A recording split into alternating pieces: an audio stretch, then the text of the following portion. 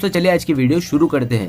दोस्तों वीडियो शुरू करने से पहले मैं आपको एक बात बता दूं कि आपने अभी तक हमारे इस चैनल को सब्सक्राइब नहीं किया हो तो नीचे पर आपको ग्रेट बटन में सब्सक्राइब करके लिखा रहा होगा, इसके पर क्लिक कर लीजिए और साइड में नोटिफिकेशन बेल भी आएगा, उसको भी क्लिक कर लें ताकि आपको मिल सके हमारे अगले वीडियो की नोटिफिकेशन सबसे पहले और आप कुछ नया नया सीख सके।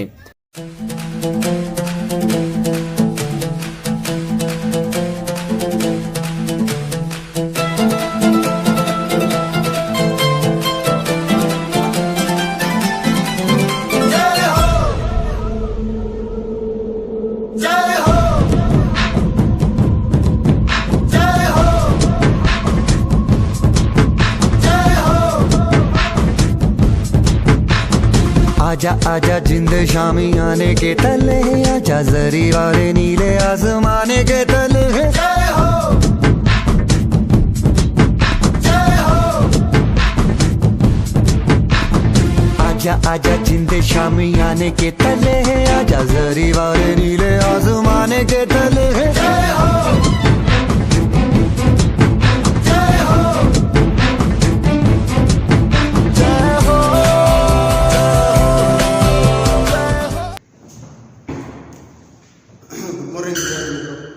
साइंस जेनी अंदर बायोलॉजी अंदर આપણું ચેપ્ટર નંબર 13 સજીવો અને વસ્તી એના એક નવો લેક્ચર જે છે એ આજે આપણે સ્ટાર્ટ કરી રહ્યા છીએ।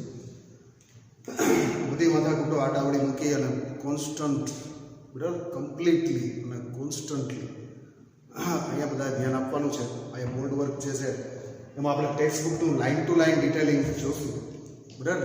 લીટીમાંથી કયો એમસીક્યુ નીકળશે એ જ આપણા માટે અતિશય અગત્યનું છે આ ચેપ્ટરમાં। તો આપણે અહીંયા જોઈએ આમાં બધા ધ્યાન આપશું। ગયા લેક્ચરની અંદર આપણે એક્ઝામ્પલ્સ થોડા જોયા હતા અને થોડીક આપણે વસ્તી જે છે એના વિશે વાત કરેલી હતી।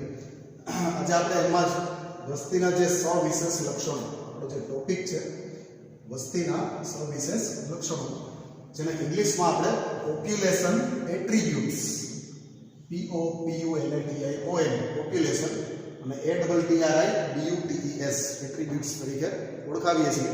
તો એમાં ધ્યાન આપજો બધા। વસ્તી જે છે એ ચોક્કસ લક્ષણો ધરાવે છે જે વ્યક્તિગત સજીવોમાં હોતા નથી। અહીંયા પહેલી લાઈન જે છે એ પહેલી લાઈનમાં આપણને એવું કહેવા માંગે છે કે વ્યક્તિગત સજીવ એક અલગ વસ્તુ છે અને વસ્તી જે છે એ એક અલગ વસ્તુ છે બરાબર। એક વિદ્યાર્થી જે છે એ અલગ વસ્તુ છે અને એક વર્ગખંડ છે એ એક અલગ વસ્તુ છે। વર્ગખંડની અંદર બેઠેલા જે વિદ્યાર્થીઓનો સમૂહ છે એને આપણે વસ્તી કહી શકીએ, પણ એકલો વિદ્યાર્થી જે છે એ વસ્તીનો સભ્ય છે પણ એ પોતે વસ્તી નથી બરાબર। તો વ્યક્તિગત સજીવનું અલગ અલગ વસ્તુ છે અને વસ્તી જે છે એ એક અલગ ચીજ છે। વ્યક્તિગત સજીવો જે છે એ જન્મે છે અને મૃત્યુ પણ પામે છે। કોઈ પણ વ્યક્તિગત સજીવ હોય તો એનો જન્મ થાય અને પછી મૃત્યુ પણ પામે। એનું આયુષ્ય જે છે એ આયુષ્ય પ્રમાણે એનો જન્મે અને એનું મૃત્યુ જે છે એ થતું હોય છે। ગીરની અંદર સિંહની આપણે વાત કરીએ તો સિંહનું આયુષ્ય જનરલી 17 વર્ષનું હોય, તો જે 17 વર્ષ પહેલાં જન્મેલા સિંહ છે એ આજે મૃત્યુ પામતા હોય, તો એની સામે પાછા નવા બાળ સિંહ જે છે એ જન્મતા પામે। તો આવી રીતે વ્યક્તિગત સજીવો જે છે એ શું થાય છે કે જન્મે છે અને મરે છે, પરંતુ વસ્તી જે છે એ વસ્તીમાં જન્મ અને મૃત્યુ શબ્દની જગ્યાએ આપણે કંઈક નવો શબ્દ વાપરવાનો છે જેનું નામ છે જન્મદર એટલે કે બર્થ રેટ અને મૃત્યુ દર એટલે કે ડેથ રેટ બરાબર। તો આ રીતે જન્મદર, બર્થ રેટ અને મૃત્યુ દર, ડેથ રેટ જે છે એ વસ્તી ધરાવે છે। ત્યારથી મિત્રો ખાસ યાદ રાખજો, અહીંયા હું લખીને બતાવું છું તમને વ્યક્તિ અને વસ્તીનો તફાવત। વ્યક્તિ જે છે એમાં જન્મ હોય તો વસ્તી જે છે એમાં જન્મ દર હોય। વ્યક્તિ જે છે એમાં દાખલા તરીકે મૃત્યુ છે તો વસ્તી જે છે એમાં મૃત્યુ દર છે। આ જે છે એનો તફાવત છે। વ્યક્તિનો જન્મ થાય અને મૃત્યુ થાય, જ્યારે વસ્તી જે છે એ વસ્તી આખી વસ્તીનું મૃત્યુ કોઈ દિવસ થતું નથી કે અચાનક જ કોઈ નવી વસ્તી જન્મી જતી નથી। વસ્તી જે છે એ ધીમી પ્રોસેસ છે બરાબર। કોઈ એક સભ્ય હોય એમાંથી પછી ધીમે ધીમે વસ્તી વધારો થાય અને મોટી વસ્તી ઉત્પન્ન થાય। તો વસ્તી જે છે એ વસ્તી માટે જેને આપણે જન્મદર અને મૃત્યુ દર આવા બે ટોપિક આપણા ચેપ્ટરમાં ભણવાના છે। અગત્યના ટોપિક જે છે એની અહીં આપણે નોંધ કરવી છે, એને આપણે ધ્યાનમાં લેશું. સર આગળનો પોઈન્ટ જે છે એ જોઈએ.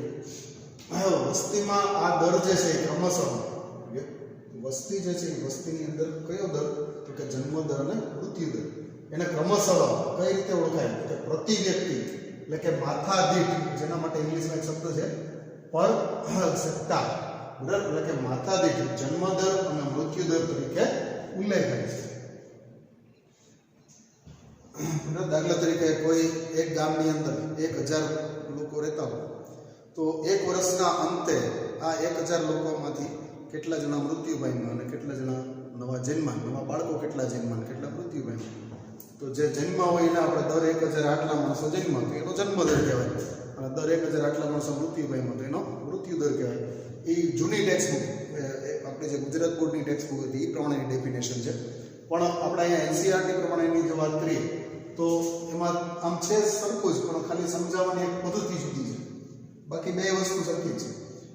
તેથી આ દરને વસ્તીના સભ્યની સાપેક્ષે, અહીં જો શબ્દ સરસ લખ્યો છે, આ જે દર છે એના વસ્તીના સભ્યોની સાપેક્ષે સંખ્યામાં થતા ફેરફાર, સંખ્યામાં કેવો ફેરફાર થાય તો કે કાં તો વધે ને કાં તો ઘટે, તો એવા સ્વરૂપે પ્રદર્શિત કરવામાં આવે છે.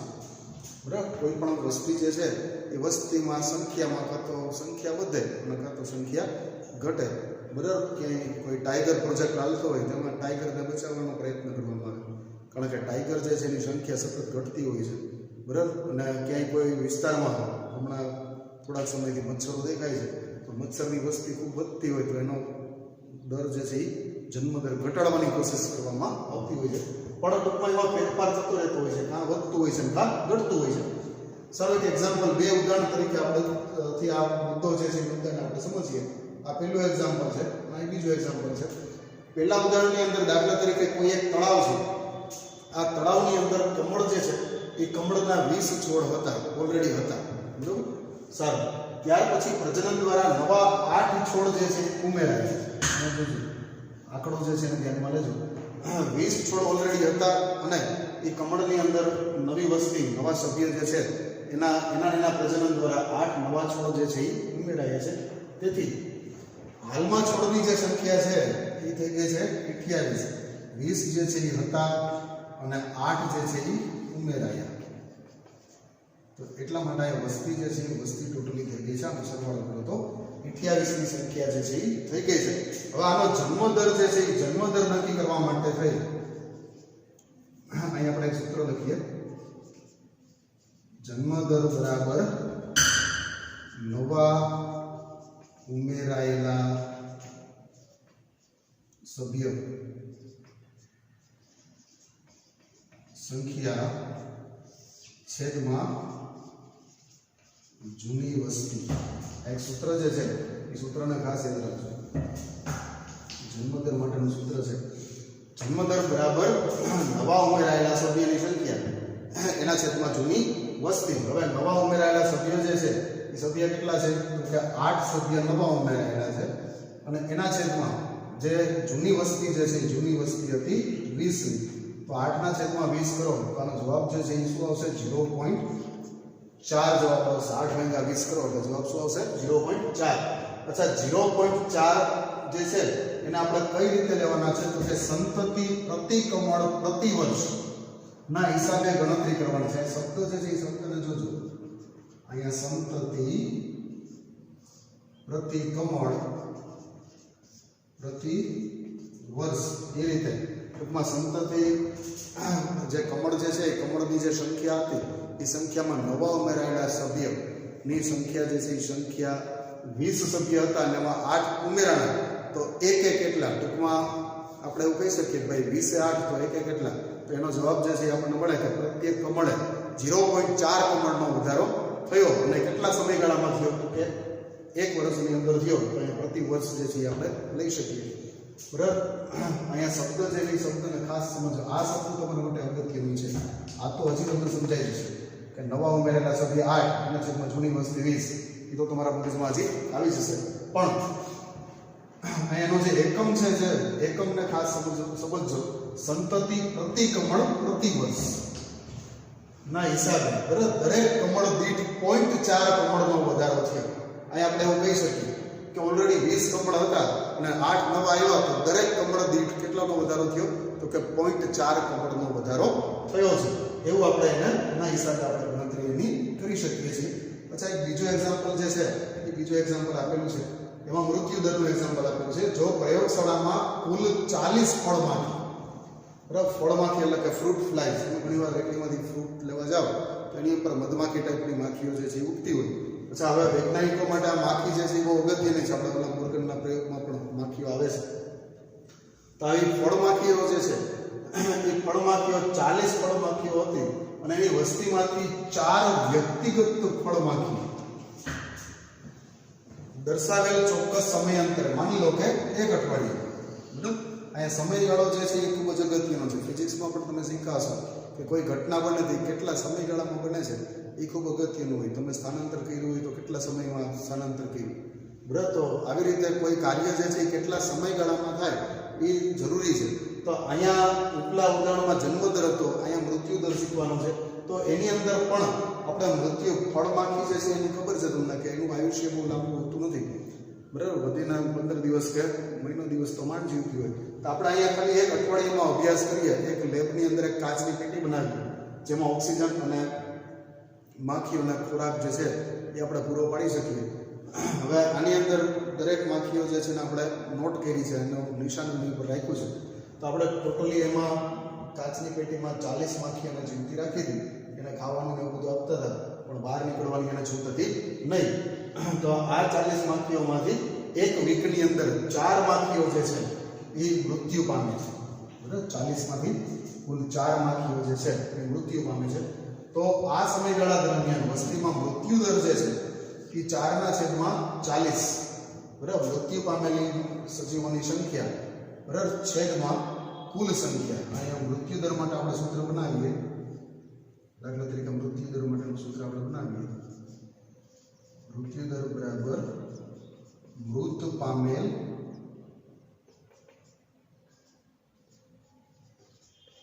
સભ્ય સંખ્યા છેદમાં જૂની વસ્તી. આમાં જો યાદ રાખજો, એવું ન કરતા કે ભાઈ 40માંથી 4 તો મૃત્યુ પામ્યા એટલે 36 કરો, 4 ભાગ્યા 36 કરો, તો એ તમારું ખોટું પડે છે. ત્યાં તમારે સભ્ય સંખ્યા જે છે જૂની વસ્તી તમારે ધ્યાનમાં લેવાની છે. ખાસ અહીંયા ઇમ્પોર્ટન્ટ એ છે, ઘણી વખતે આમાંથી MCQ બનાવીને પૂછે તો છોકરાઓ પોતાની લોજિક દોડાવે.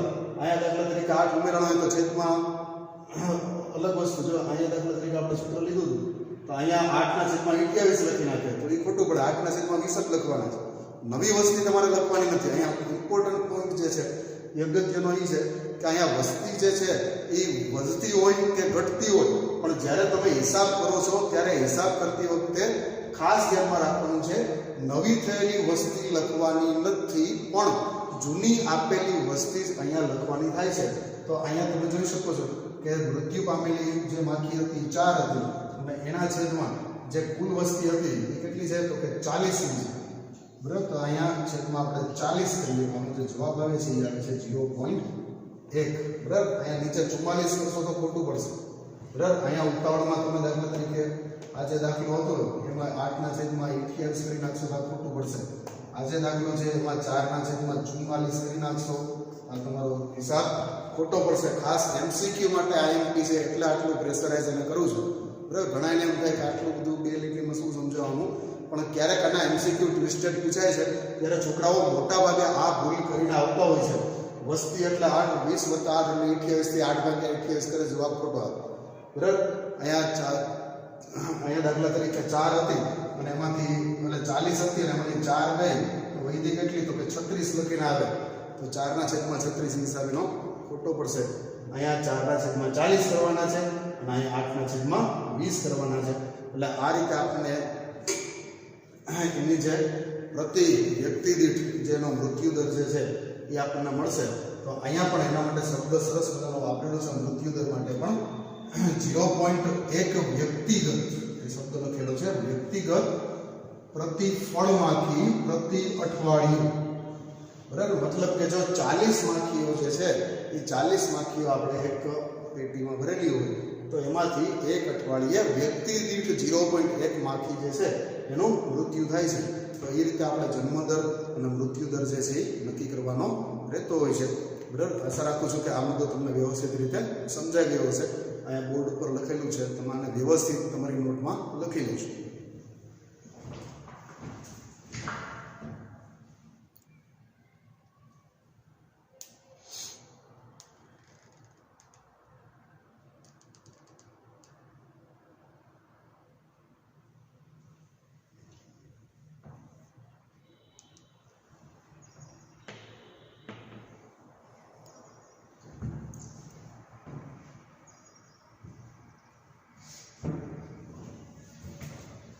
આ ચેપ્ટર જે છે એ વિદ્યાર્થી મિત્રો આપણા માટે MCQ તરીકે ખૂબ આઈએમપી છે.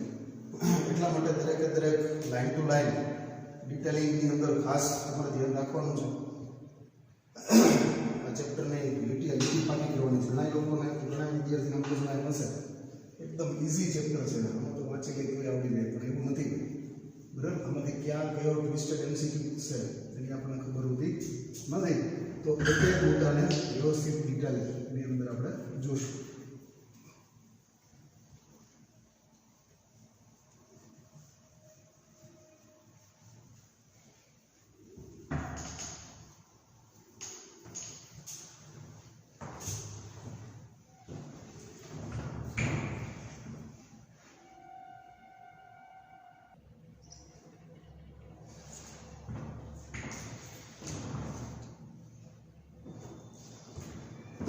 સારું વિદ્યાર્થી મિત્રો, તો હવે આપણે વસ્તીનું એક બીજું લક્ષણ જે છે એની વાત કરીએ.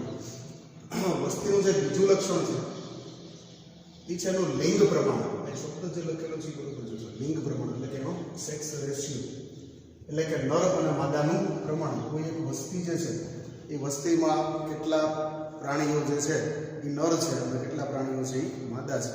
બરાબર, દાખલા તરીકે સિંહની આપણે વાત કરીએ તો ગીરનું જે જંગલ છે એ ગીરના જંગલમાં રહેલા સિંહની વસ્તી, તો આ સિંહની વસ્તીમાંથી માની લો કે 550 કે 600 સિંહ હોય, તો આ 600 સિંહમાંથી કેટલા નર સિંહ છે અને કેટલા માદા સિંહ છે. તો આ નર અને માદાનું જે પ્રમાણ છે એ પ્રમાણને આપણે લિંગ પ્રમાણ તરીકે ઓળખીએ છીએ. વ્યક્તિગત સજીવો જે છે એ નર અથવા તો માદા આ બંનેમાંથી એક, એટલે કે આઈધર એ મેલ ઓર એ ફિમેલ. બરાબર, એવી રીતે આપણે એનું વસ્તી પ્રમાણ જે છે જાતિ પ્રમાણ જે છે લિંગ પ્રમાણ જે છે એ આપણે નક્કી કરીએ છીએ. પરંતુ તે વસ્તીનું લિંગ પ્રમાણ હોય છે. દાખલા તરીકે કોઈ વસ્તીમાંથી 60% જે છે એ માદા છે અને 40% જે છે એ નર છે. એવો બધો એક તમે રેકોર્ડ જે છે એ કોઈ પુસ્તકોની અંદર સામાજિક વિજ્ઞાનમાં અથવા તો કોઈ બીજા પુસ્તકોની અંદર તમે વાંચેલો હશે. સારું, કોઈ આપેલ સમયે, અહીંયા એક નવી ડેફિનેશન જે છે એ આપણે અહીંથી મળવાની છે. કોઈ આપેલ સમયે વસ્તી જે છે એ જુદી જુદી વયના વ્યક્તિગત સજીવોના સંગઠનથી બનેલી હોય છે. હવે બીજી વાત, વસ્તી જે છે એ વસ્તીનો આધાર જે છે એ નર અને માદા એવી રીતે બે ભાગમાં આપણે વિભાજિત કરતા હોઈએ છીએ. અચ્છા, નર અને માદા તો બરોબર, પણ એની સાથે સાથે હજી એક વસ્તુ લેવાનું છે, વય. વયજૂથ એટલે કે ઉંમર. બરાબર, કોઈ પણ પ્રાણીની જે ઉંમર છે એ ઉંમર ખૂબ જ અગત્યતા ધરાવે છે. બરાબર, પ્રાણી જે છે એ પ્રાણીની ઉંમરની અંદર 3 અવસ્થા આવે. એમાં એક અવસ્થા આવે બાલ્ય અવસ્થા, બીજી અવસ્થા આવે યુવા અવસ્થા અને ત્રીજી જે છે એ આવે છે વૃદ્ધાવસ્થા.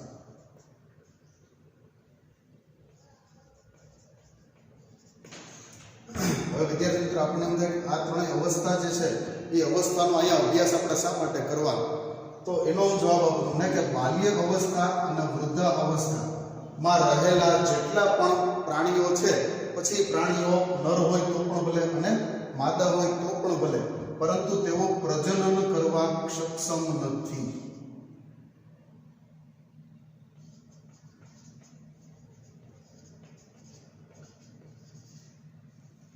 તેઓ પ્રજનન કરી અને નવા સભ્યનો ઉમેરો જે છે એ ઉમેરો કરી શકતા નથી.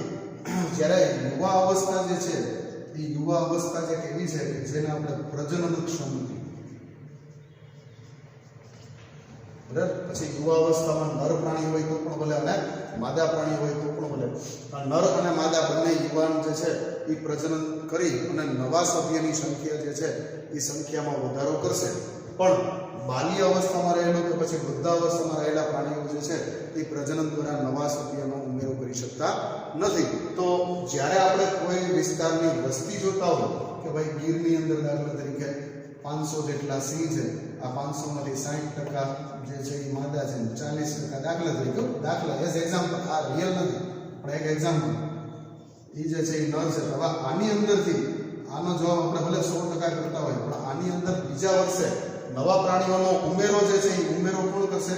તો કે તેમાં યુવા અવસ્થામાં રહેલા જે પ્રાણીઓ હશે નર અને માદા એ જ નવા સભ્યની સંખ્યામાં વધારો કરશે. બાકી બાલ્ય અવસ્થામાં રહેલા કે પછી વૃદ્ધાવસ્થામાં રહેલા પ્રાણીઓ જે છે એ જન્મદરમાં કંઈ વધારો કરતા નથી. એ ખાલી પોતે છે એટલે વસ્તીમાં પોતાનું નામ નોંધાવે છે પણ જે તે પ્રદેશની વસ્તીના જન્મદરમાં કંઈ વધારો કરી શકતા નથી. અચ્છા, બીજી એક આપણે વાત કરીએ કે વૃદ્ધાવસ્થામાં રહેલા જે પ્રાણીઓ છે કે જે હવે મૃત્યુની નજીક છે, જે પ્રાણીઓ વૃદ્ધાવસ્થામાં છે, બરાબર. ગીરના સિંહમાં 500, ગીર જે છે એના જંગલમાં 500 સિંહ છે. આ 500 માંથી દાખલા તરીકે 20 સિંહ જે છે એકદમ વૃદ્ધ થઈ ગયેલા છે. અચ્છા, તો આ લોકોએ તો ગમે ત્યારે જવાનું છે, બરાબર. વૃદ્ધ થઈ ગયા એને વૃદ્ધાવસ્થા થઈ ગઈ એટલે પછી મૃત્યુ પામવાના છે. તો એ કેમાં વધારો કરાવડાવશે? તો કે મૃત્યુ દરમાં વધારો કરાવશે. આ જે પ્રાણીઓ છે એ શું કરાવશે? તો કે મૃત્યુ દરમાં વધારો કરાવશે. કદાચ સપોઝ એમ જ્યારે પુખ્ત પ્રાણી જે યુવા અવસ્થાવાળા પ્રાણીઓ જે છે એ શેમાં વધારો કરાવડાવશે? તો કે જન્મ દરમાં વધારો કરાવડાવશે, બરોબર. તો અમુક પ્રાણીઓ જે છે એ મૃત્યુ દરમાં વધારો કરાવે, અમુક પ્રાણીઓ છે એ જન્મ દરમાં વધારો કરાવે. અને જન્મ દર અને મૃત્યુ દર એ વસ્તી ઉપર અસર કરે, બરાબર. કોઈ જગ્યાએ જન્મ દર વધારે હોય તો વસ્તી વધે અને મૃત્યુ દર વધારે હોય તો વસ્તી ઘટતી હોય છે. એટલે આ રીતે આપણે વસ્તી જે છે કોઈ પણ પ્રદેશની વસ્તીનો અભ્યાસ જે છે એ આના દ્વારા આપણે કરવામાં આવતો હોય છે. પાછો આપણા મુદ્દો જોઈએ, કોઈ આપેલ સમયે વસ્તી જુદી જુદી વયના વ્યક્તિગત સજીવોના સંગઠનથી બનેલી હોય છે.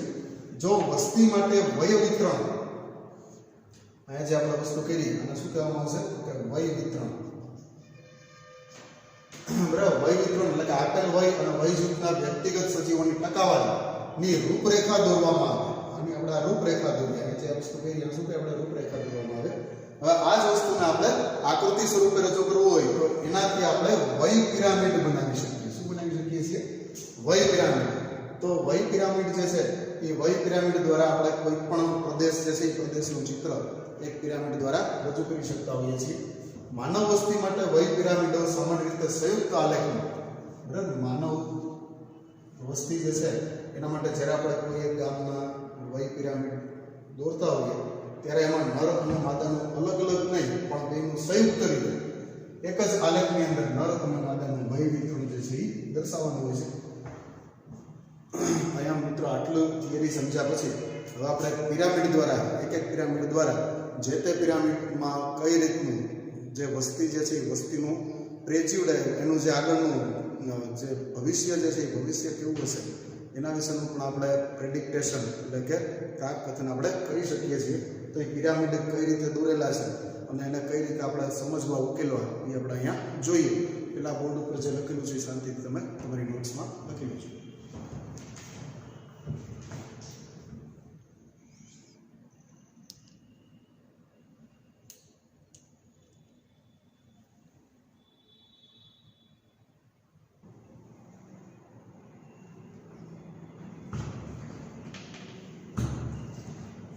સારો વિદ્યાર્થી મિત્રો, અહીંયા તમારી ટેક્સ્ટબુક જે છે એ ટેક્સ્ટબુકમાં આપણને 3 પિરામિડ આપેલા છે. આ 3 પિરામિડ જે છે એનું આપણે વ્યવસ્થિત રીતે વિશ્લેષણ જે છે એ કરીએ. સૌથી પહેલા પહેલો પિરામિડ જે છે એ પહેલો પિરામિડ લઈએ. આ પહેલા પિરામિડની અંદર એના જે અભ્યાસ કરવાની જે પદ્ધતિ છે એ પદ્ધતિ એવા પ્રકારની છે કે એમાં 3 પ્રકારની તમને વય જે છે એ વય આપેલી છે. પહેલા ચોખવટ કરી દઉં કે અહીંયા પિરામિડની અંદર નર અને માદા જે છે એનું કોઈ પ્રમાણ માપ આપેલું નથી. ખાલી વય જે છે એ વયનું જ પ્રમાણ માપ જે છે એ આપેલું છે. આપણે હમણાં થોડીક વાર પહેલાં બોર્ડ ઉપર લખેલું હતું એ પ્રમાણે અહીંયા 3 શબ્દ જે છે એ 3 શબ્દને તમારે ખાસ ધ્યાનની અંદર લેવાના થાય છે. આ 3 શબ્દની અંદર પહેલો શબ્દ આવે છે પૂર્વ પ્રજનનક્ષમ. બરાબર, મતલબ કે પ્રજનન કરવા માટે જે સક્ષમ નથી એવા, એની પૂર્વ અવસ્થામાં, આગળની અવસ્થામાં રહેલા છે એવા, મતલબ કે બાળકો જેને આપણે કહી શકીએ કે આ બધા બાલ્ય અવસ્થા.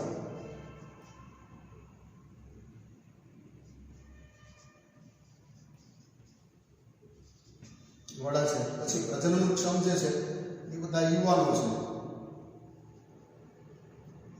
કે જે પ્રજનન કરવા માટે સક્ષમ છે, સમર્થ છે. અને પશ્વ પ્રજનનક્ષમ મતલબ કે જે વૃદ્ધો છે.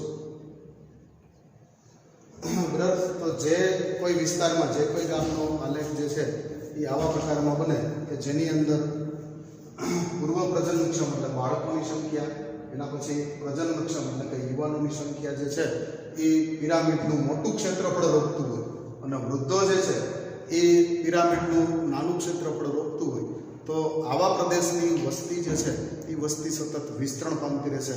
એ વસ્તી જે છે એની અંદર વધારો થતો રહેશે.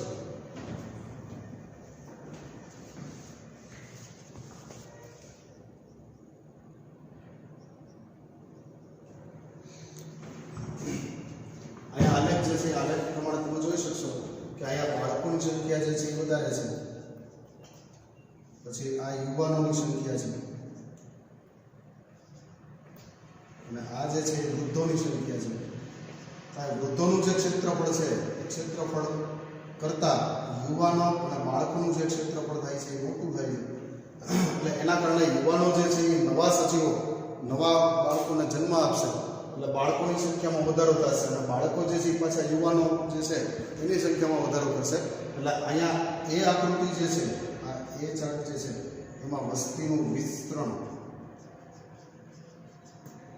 દર્શાવતો ચાર્ટ છે. અને વૃદ્ધો જે છે એ જેટલા પ્રમાણમાં ટૂંકમાં વૃદ્ધો મૃત્યુ પામશે એના કરતાં વધારે નવા સભ્ય જે છે એ નવા સભ્યનો ઉમેરો થશે. અને આવો ઉમેરો થવાના કારણે આ ગામની જે વસ્તી છે, આપણે 3 ગામ લઈએ, દાખલા તરીકે તમારી ફેસબુકમાં 3 પિરામિડ દોર્યા છે, એ 3 અલગ અલગ ગામ છે, ત્યાંની વસ્તીને ધ્યાનમાં લઈને પિરામિડ દોરેલા છે. તો પહેલું ગામ જે છે એનું પિરામિડ કંઈક આવા પ્રકારનું થાય છે, જેમાં પાયો મોટો છે, પછી વચ્ચેનો ભાગ છે, અને સૌથી ઉપરનું જે છે એ નાનું છે. તો વૃદ્ધોની સંખ્યા ત્યાં ઓછી છે અને યુવાનો અને બાળકોની સંખ્યા વધારે છે. તો આ ગામની વસ્તી જે છે એ સતત વધ્યા કરશે, બરાબર, અને નવા નવા સભ્ય એમાં ઉમેરાયા કરશે. સારું, આપણે બીજો એક ચાર્ટ જે છે એનો અભ્યાસ આપણે કરીએ.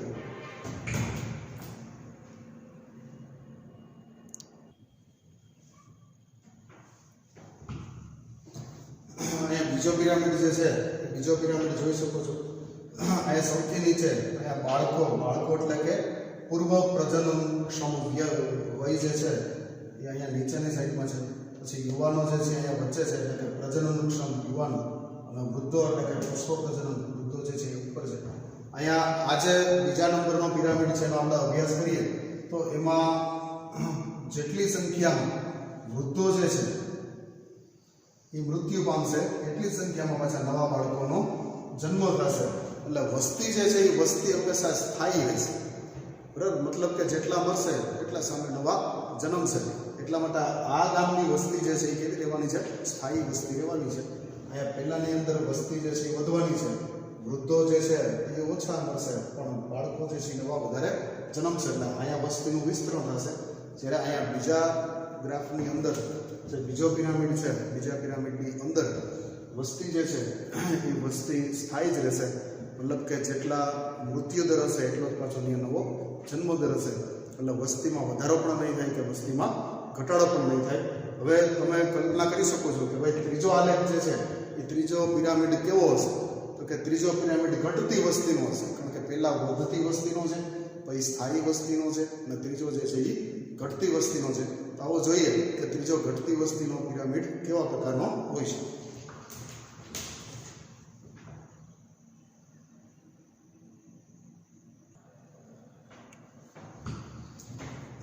સારો વિદ્યાર્થી મિત્રો, થાય ત્રીજો પિરામિડ જે છે એ ત્રીજો પિરામિડ ઘટતી વસ્તીનો પિરામિડ છે.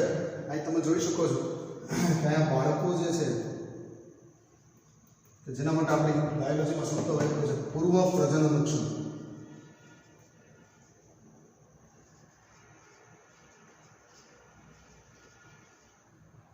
વયજૂથ એ ઓછું છે, બધા યુવાનો છે પણ વૃદ્ધોની સંખ્યા જે છે અહીંયા વૃદ્ધોએ બહુ મોટું ક્ષેત્રફળ કવર કર્યું છે. આ જે પિરામિડ છે એ પિરામિડનો મોટો ભાગ જે છે એ પશ્વ પ્રજનન વયજૂથ વાળા લોકો એટલે કે જે વૃદ્ધ લોકો જે છે એને કવર કરેલું છે. તો આ વૃદ્ધોના કારણે અહીંયા મૃત્યુદરમાં વધારો થશે, પણ યુવાનો અને બાળકોની સંખ્યા જે છે એ સીમિત હોવાથી, ઓછી હોવાથી અહીંયા નવો જન્મદર જે છે એ ઘટશે. મતલબ કે અહીંયા જન્મદર કરતાં મૃત્યુદર વધારે રહેશે, એટલા માટે વસ્તી જે છે અહીંયા ઘટતી જશે. વચ્ચેના વિસ્તારમાં જેટલો મૃત્યુદર હશે એટલો જ અહીંયા જન્મદર હશે, કારણ કે બેની જે ક્ષેત્રફળ છે એ બે સરખા બતાવે છે. અને પહેલા પિરામિડની અંદર વૃદ્ધો જે છે એ મૃત્યુદર કરતાં જન્મદર વધારે હોવાથી અહીંયા વસ્તી જે છે એ વસ્તીમાં વધારો દર્શાવશે. એટલે આ રીતે આ ખાસ ત્રણ પિરામિડ જે છે એ પિરામિડ તમારે યાદ રાખવાના છે, કારણ કે આકૃતિ આધારિત MCQs જે પૂછાય છે એમાં કોઈ પણ એક પિરામિડ દોરી અને કીધેલું હશે કે કોઈ એક વિસ્તારની માં રહેલા ફલાણા પ્રાણીઓની વસ્તી જે છે એનો પિરામિડ આ પ્રમાણનો જોવા મળે છે. તો 1 વર્ષ પછી ત્યાંની વસ્તી જે છે એ વસ્તીમાં નીચે પૈકી કયો ફેરફાર થશે, પછી એના 4 ઓપ્શન આપેલા છે. વસ્તી વધે છે, વસ્તી ઘટે છે, વસ્તી સ્થાયી રહે છે, અથવા કાંઈ પણ કહી ન શકાય. બરાબર, તો એમાંથી જેનો આન્સર જે છે એ કયા રીતનો પિરામિડ દોરેલો છે એના ઉપર આખો ડિપેન્ડ કરે છે. પિરામિડના શેપ જે છે એ શેપ અહીંયા ખાસ તમારે યાદ રાખવાના છે, અને નોટની અંદર આ શેપ્સ જે છે તમારે દોરવાના છે અને વ્યવસ્થિત રીતે અને બરોબર રીતે સમજવાના છે. બરાબર, જેથી કરી અને તમે એમાં માર્ક્સ જે છે કવર કરી શકો. વિદ્યાર્થી મિત્રો, જૂની બુકની અંદર તો ઘડાકાર ને ઘંટ આકાર ને એવા બધા આકાર એને આપ્યા હતા, પણ આ NCERTની બુકમાં કંઈ આકાર આપેલા નથી, એટલે મેન્શન કરવાની કોઈ ખાસ જરૂર રહેતી નથી. તો અહીંયા આ જે આકાર છે એ આકાર ખાસ ટેક્સ્ટ તમારી રફ નોટની અંદર 3-4 વખત દોરી નાખજો અને એના બરોબર રીતે મગજમાં બેસાડી લેજો કે વસ્તી ઘટતી હોય તો આકાર કેવો હોય, વસ્તી સ્થાયી હોય તો આકાર કેવો હોય, અને વસ્તી વધતી હોય તો આકાર જે છે એનો કેવો હોય છે એને ખાસ યાદ રાખી લેજો, યાદ કરી લેજો. આના પછીનો પોઈન્ટ જે છે એ આપણે જોઈએ.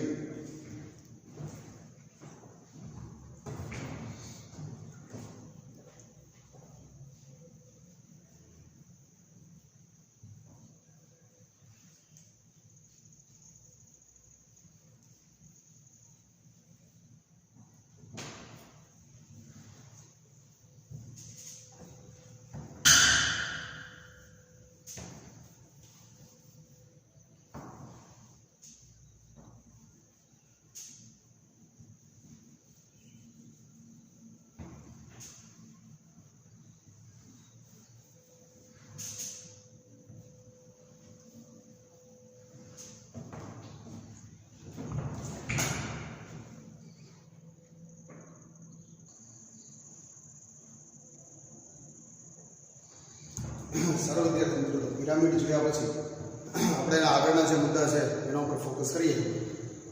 વસ્તીનું કદ જે છે એ નિવાસસ્થાનમાં તેની સ્થિતિ, બરાબર, કોઈ પણ વસ્તી જે છે એના નિવાસસ્થાનમાં એની સ્થિતિ જે છે એના વિશે આપણને ઘણું બધું કહી જાય છે. બરાબર, દાખલા તરીકે આ વાક્ય પ્રમાણે આપણે જોવા જઈએ તો ગીર ફોરેસ્ટની અંદર હરણ જે છે એ હરણના જે સભ્ય સંખ્યા અલગ અલગ ચોસિંગાન, બારાસિંગાન, ચિંતલ વગેરે પ્રાણીઓની વસ્તી, સિંહની વસ્તી, પછી દીપડાઓની વસ્તી, મગરની વસ્તી. હવે આ બધી વસ્તીઓ જે છે એ વસ્તીઓમાં આપણે પ્રાણીઓની સભ્ય સંખ્યા આપણે જોઈએ તો કોની સભ્ય સંખ્યા કેટલી છે એ મુજબ આપણે કહી શકીએ કે ભાઈ આ લોકોને અહીંયા બરોબર માફક આવતું હશે, અનુકૂળ આવતું હશે કે નહીં આવતું હોય એ આપણે કહી શકીએ છીએ. એની પરિસ્થિતિ, ટૂંકમાં કોઈ પણ પ્રાણીની પરિસ્થિતિ કેવી છે એ આપણે કહી શકીએ. સકરબાગની મુલાકાત લીધા પછી સિંહ જે છે એના જોયા પછી આપણે એમ કહી શકીએ કે અહીંયા સિંહને કઈ રીતે રાખવામાં આવતા હશે. બરાબર, તો એ આપણે એના વિશે ઘણું બધું કહી જતું હોય છે, અને જે અનુભવી હોય એની આંખમાંથી છુપેલું રહેતું નથી.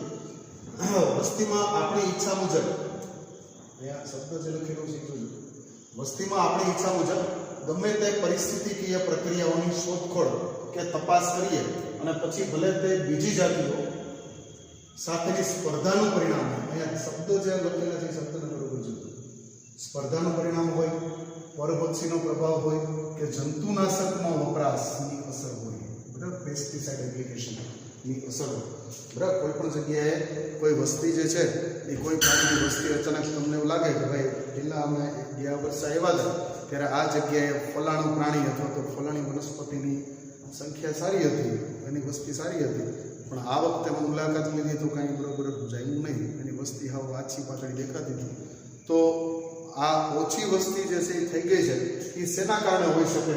તો કે એના સભ્ય જે છે એ સ્પર્ધામાં ટકી ન શક્યા, અથવા તો કોઈ પરભક્ષીઓ જે છે એના દ્વારા એનું ભક્ષણ થઈ ગયું, અથવા તો કોઈ વનસ્પતિ હતી કે જેનો પેસ્ટિસાઇડની ખરાબ અસરના કારણે આવી વનસ્પતિઓ જે છે એ ધીમે ધીમે ઓછી થઈ ગઈ. તો એ ત્રણમાંથી કોઈ પણ રીઝન હોઈ શકે. કોઈ જગ્યાએ પહેલાં શરૂઆતમાં તમને કોઈ પ્રાણીની કે વનસ્પતિની વસ્તી વધારે જોવા મળી હોય અને બીજી મુલાકાત વખતે તમને એની વસ્તી જે છે એ ઓછી જોવા મળી હોય, તો આ ત્રણ કારણો એના માટે જવાબદાર હોઈ શકે. બસ સ્પર્ધા જે છે એ સ્પર્ધા સામે ટકવું. દાખલા તરીકે જે બારાસિંગા હરણનું જે ગ્રુપ છે એ ગ્રુપ કોઈ વિસ્તારમાં ઘાસચારો ચરતું હતું અને ત્યાં ઘાસ અચાનક જે દુષ્કાળ જેવી પરિસ્થિતિ આવી અને ખોરાક માટે થઈને એ લોકોએ સ્પર્ધા કરવી પડી. તો એમાં અંદરો અંદર એ લોકો વચ્ચે ઝઘડાઓ થયા, બરાબર, અને એના સંઘર્ષમાં સ્પર્ધામાં એ લોકો ટકી શક્યા નહીં. તો જે નબળા પ્રાણીઓ હતા એમાં મૃત્યુ પામ્યા, તો એ સ્પર્ધાનું પરિણામ કહેવાય. અથવા તો કોઈ જગ્યાએ દાખલા તરીકે કોઈ માછલીઓની વસ્તી જે છે એ તળાવમાં આરામથી રહેતી હતી અને અચાનક ત્યાંથી બર્ડ, જે માછલી ખાનારા પક્ષીઓ જે છે એનો હુમલો થયો અને એને પરભક્ષણ કર્યું, માછલીઓને ખાઈ ગઈ. તો પરભક્ષીના પ્રભાવના કારણે ત્યાં સંખ્યા જે છે સંખ્યાની ઓછી થઈ ગઈ. ત્રીજા નંબરમાં જોઈએ તો ખેડૂતો જે જંતુનાશક દવાઓ ખેતરમાં છાંટે છે, એ જંતુનાશક દવા ખેતરમાં પડેલી હોય અને પછી વરસાદ આવે ત્યારે પાણી સાથે એ દવા ધોવાય અને વગડામાં જાય અને ત્યાંથી કોઈ જગ્યાએ કાંઈ વન જેવું હોય તો એ વન પ્રદેશમાં એ પાણી ફેલાય જંતુનાશકનું. તો એ જંતુનાશકના કારણે ત્યાં ઘણી બધી જે જંગલી વનસ્પતિઓ ઉગતી હોય એ પણ ઉગતી બંધ થઈ જાય. તો એને આપણે જંતુનાશકના વપરાશની અસર, જેને આપણે પેસ્ટિસાઇડ્સ એપ્લિકેશન તરીકે આપણે ઓળખતા હોઈએ છીએ. તો આવું શા માટે થયું? એના કારણોમાં ત્રણ જવાબ તમને મળે છે કે પહેલા વસ્તી ફૂલે ફાલેલી હતી અને પછી વસ્તી ઘટી ગઈ. એના શું રીઝન હોઈ શકે? સર, આપણે તેનું મૂલ્યાંકન જે છે એ હંમેશા વસ્તીના કદમાં થતા પરિવર્તનના જ સંદર્ભે કરીએ છીએ. આપણે હંમેશા એમ જ જોઈએ છીએ કે ઓહો, અહીં તો કેટલા બધા હરણ હતા, હવે સાવ ઓછા છે. બરાબર, randomly we are not count them exactly કે ગયા વર્ષે અહીંયા આવ્યા ત્યારે અમે 2 દિવસ રોકાણા હતા અને આશરે 50 જેટલા હરણ અમે જોયા હતા અને આ વર્ષે અમને 15 જોવા મળ્યા. એમ આપણે કોઈ દિવસ ગણતરી નથી કરતા, પણ આપણે રેન્ડમલી ગણતરી કરીએ છીએ. ગયા વર્ષે તો ટોળા હતા, કેટલા બધા ટોળા દેખાતા હતા, આ વખતે તો 2-3 ટોળા માંડ દેખાણા. તો આપણે હંમેશા વસ્તીનો જે અભ્યાસ છે એ રેન્ડમલી કરતા હોઈએ છીએ. બરાબર, ક્યાંક આપણે કોઈને આંબાનું જે ખેતર હોય, આંબાવડીઓ હોય, તો આપણે એમ કે ઓહો, ને તો કેટલા બધા આંબા હતા. પછી અમે બીજી વાર ગયા તો આંબા હાવ ઘટી ગયા. તો મતલબ આપણે કોઈ દિવસ એક્ઝેક્ટલી આંકડો કહેતા નથી, પણ આપણે રેન્ડમલી જ આંકડો કહીએ છીએ. પણ આપણે રેન્ડમલી બોલીએ છીએ એની પાછળ જે જવાબદાર જે આંકડો જે છે એ તો ફિગર હોય ને હોય જ છે. આપણે હંમેશા વસ્તીનો કદ જે છે એ કદમાં કહીએ છીએ. બરાબર, કોઈ દિવસ આપણે સંખ્યા પ્રમાણે કહેતા નથી. પ્રકૃતિમાં વસ્તીના કદની કોઈ પણ વર્ષમાં આટલી ઓછી સંખ્યા 10થી પણ ઓછી. બરાબર, દાખલા તરીકે ભરતપુર જે છે એ ભરતપુરની અંદર ભેજયુક્ત ભૂમિમાં સાઇબેરિયન સારસ જે છે, તમને ખ્યાલ છે આપણે આગલા લેક્ચરમાં પણ વાત કરી હતી કે ભાઈ ભરતપુરની અંદર સાઇબેરિયાના ઠંડા પ્રદેશમાંથી શિયાળા દરમિયાન સારસ પક્ષીઓ આવે અને જો તમે ત્યારે મુલાકાત લીધી હોય તો ત્યાં તમને સારસ પક્ષીઓના ઝુંડ દેખાય અને તમને એમ થાય કે આટલા બધા સરસ પક્ષીઓ અહીં વસે છે. અચ્છા, બાય ચાન્સ 3-4 મહિના પછી જ્યારે સિઝન જતી રહી અને પછી તમે જાઓ અને ત્યાં 2-5 સારસ તમને જોવા મળે, 10 કરતાં પણ ઓછી સંખ્યામાં જોવા મળે, તો તમે કમ્પેરિઝન કરો કે ગયા વખતે હું આવ્યો હતો ત્યારે કેટલા બધા હતા અને આ વખતે ઓછા છે. તો એ તમે કદ પ્રમાણે ગણતરી કરો છો, પણ એ કદ કરતાં સંખ્યા વડે ગણતરી કરવી વધારે યોગ્ય રહેશે, એવું આપણને કહેવા માંગે છે. અચ્છા, ક્લેમિડોમોનાસ નામની જે લીલ છે એ તળાવની અંદર થતી હોય છે. તળાવની અંદર જે ક્લેમિડોમોનાસ લીલ થાય છે એમાં પણ શરૂઆતમાં તમે જાઓ તો ઓછી હોય અને અમુક સમય પછી 15 દિવસ પછી જાઓ તો આખું તળાવ એનાથી ભરાઈ ગયું. તો તમને એમ થાય કે પહેલાં તો આવ થોડી હતી, હવે વધી ગઈ છે. તો એ પણ આપણે એનો સંખ્યાની દ્રષ્ટિએ હિસાબ કરવાનો રહેશે. વસ્તીનું કદ જે છે એ વધુ તકનીકી રીતે આપણે જોઈએ, આપણે ટેકનિકલી જોઈએ તો પણ વસ્તીનું કદ જે છે કદને આપણે ટેકનિકલી જોઈએ તો એના માટે એક સરસ મજાનો શબ્દ આપણે આપેલો છે વસ્તી ગીચતા, જેને આપણે પોપ્યુલેશન ડેન્સિટી તરીકે ઓળખીએ છીએ. અહીંયા કૌંસમાં મેં એનના દરજ્જા તરીકે ઓળખાવાય છે કીધું છે. અહીંયા એન શું છે આપણે થોડીક વાર પછી જોઈએ. આના પછીનો જે આપણો મુદ્દો છે એમાં આપણે આ એન બરાબર વસ્તી ગીચતા એ કઈ રીતે છે એનો આપણે અભ્યાસમાં કરીશું. એ જરૂરી નથી કે વસ્તીમાં માત્ર સંખ્યાની રીતે જ માપી શકાય. જો ઘણી વાર એવું છે કે કોઈ વસ્તી ખાલી સંખ્યાથી જ માપી શકાય એવું જરૂરી નથી. જનરલી આપણે વસ્તી ગણતરી સંખ્યામાં કરતા પણ દરેક વખતે એવું જરૂરી હોતું નથી. આમ છતાં દાખલા તરીકે પેટ્રી ડીશમાં બેક્ટેરિયા આપણે ઉછેરતા હોય, શરૂઆતમાં બેક્ટેરિયાની સંખ્યા ઓછી હોય પછી બેક્ટેરિયાની સંખ્યા વધી જાય તો એ વસ્તી ગીચતાને આપણે સંખ્યાકીય 1 2 3 4 બેક્ટેરિયા ગણીને નથી કહેતા, પણ બેક્ટેરિયાએ કેટલું ક્ષેત્રફળ રોક્યું છે એ પ્રમાણે આપણે જનરલી એની ગણતરી કરતા હોઈએ છીએ. આમ છતાં પણ વસ્તી ગીચતાનું સૌથી યોગ્ય અને ઉચિત માપ જે છે એ સામાન્ય રીતે એની કુલ સંખ્યા છે. જો દરેક જગ્યાએ સંખ્યા લાગુ પડી શકે અથવા તો ન પણ પડી શકે, બરાબર. અમુક જગ્યાએ સંખ્યા લાગુ પડી શકે, બરાબર. જુનાગઢની અંદર સ્ત્રી પુરુષોની સંખ્યા કેટલી, ગીરની અંદર સિંહની સંખ્યા કેટલી, સિંહણની સંખ્યા કેટલી, એ ન્યા સંખ્યા તમને લાગુ પડી શકે. પણ જેમ એક તળાવ જે છે નરસિંહ મહેતા સરોવર, તો એની અંદર શેવાળની સંખ્યા કેવી એમ ન કહેવાય, પણ શેવાળનું કદ કેટલું છે, કેટલા વિસ્તારમાં શેવાળ પથરાયેલો છે એમ આપણે કહેતા હોય. તો ત્યાં આપણે સંખ્યા ગણવા જઈએ તો આપણને થોડી તકલીફ પડે, જ્યારે ઓની અંદર કદ ગણવા જઈએ તો તકલીફ પડે. પણ આદર્શ રીતે જો આપણે માપવા જઈએ તો વસ્તી ગીચતા જે છે એ સામાન્ય રીતે કેના દ્વારા માપી શકાય છે તો કે કુલ સંખ્યાઓ દ્વારા જેને માપી શકાતી હોય છે. સારો, આનો પછીનો મુદ્દો છે આપણે આગળ જોઈએ.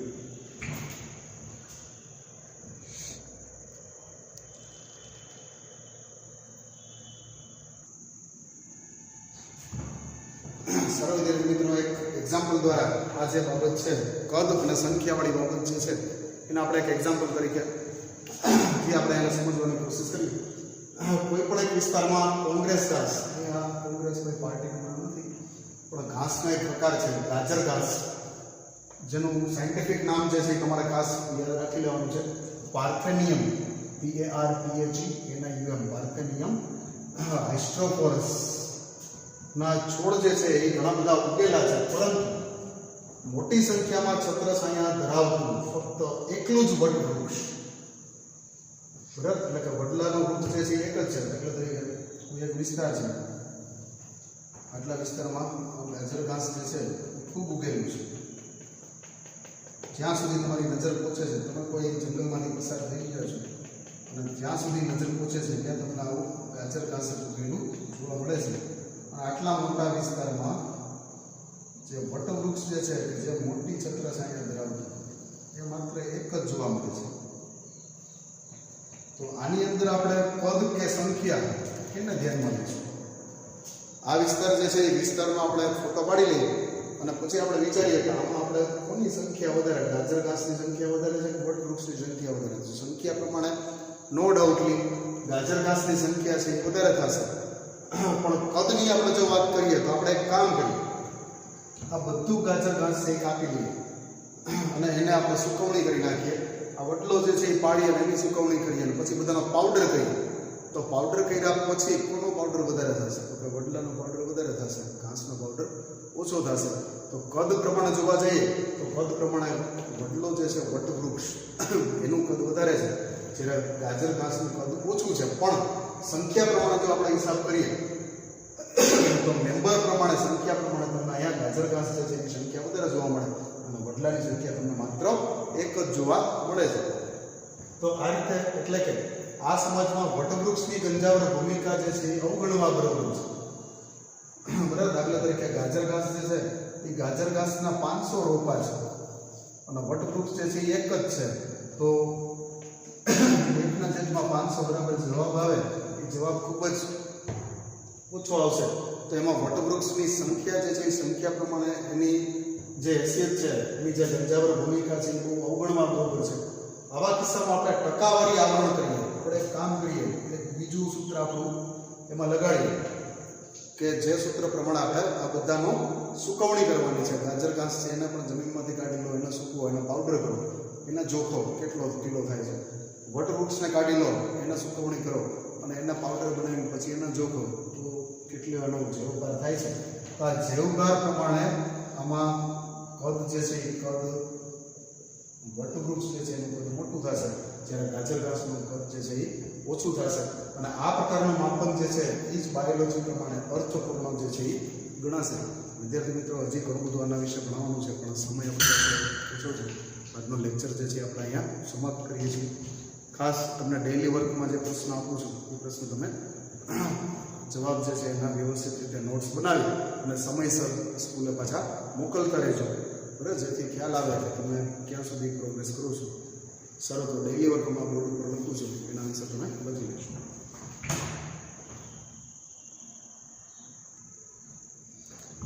સારો વિદ્યાર્થી મિત્રો, અહીંયા બોર્ડ ઉપર 3 ક્વેશ્ચન જે છે તમારા ડેઇલી વર્કમાં લખેલા છે. પ્રશ્ન નંબર 1 છે, સમજાવો જન્મદર અને મૃત્યુદર. બરાબર, એમાં જન્મદર અને મૃત્યુદર જે છે એ ઉદાહરણ સાથે સમજાવવાનું છે. બરાબર, અહીંયા લખું છું ઉદાહરણ.